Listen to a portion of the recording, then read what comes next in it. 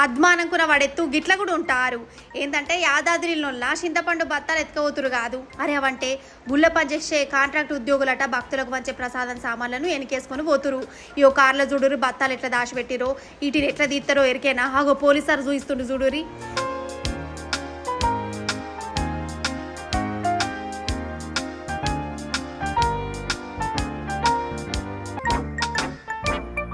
ఇంత అద్మానమానుల దేవుని ప్రసాదం సామాను కూడా ఎత్తుకపోతురంటే వాళ్ళని ఏమనాలిగే.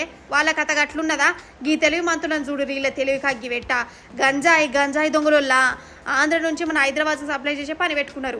కానీ కొత్తగూడెం కాడ దొరికిపోయి రాగుజూడు వ్యాన్లు ఎట్లా పట్టుకత్తురో. అంత పుష్ప దొంగలు లెక్కనే ఉన్నారు కదా. సరే గంజాయి దొంగలు చింతపండు దొంగలు చూయించినాక ఇక పరమ రోటిని సాదాసీద దొంగలు చూయించకుంటే వాళ్ళు ఫీల్ అవుతారు. చూసినావా మేము మామూలు దొంగ మనుషులమని చూయిస్తలేరు అని అన్న అంటారు. అందుకే వాళ్ళ కళా పోషణ కూడా చూడరు. మరి పెద్ద పెళ్లిళ్ళ ఒకటే రోజు 2 నెలలు పోతాను చేసిరు పాపం. అన్నట్టు మొన్న మనుగురు నగర దుకాణంలో ఒక దొంగోడు వెండి కొందామని వచ్చి బంగారం ఎత్తుకోవండి అని చెప్పిన కదా. అయ్యో మతికి లేదా. అయితే మళ్ళీ చూడరు మతికత్తది మన టాలెంటు.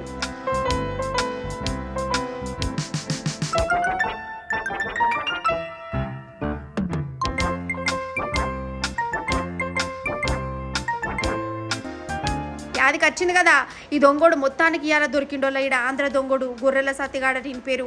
మనకు ఆడగచ్చకి ఇట్లా బంగారం ఎత్తుకపోతుండు.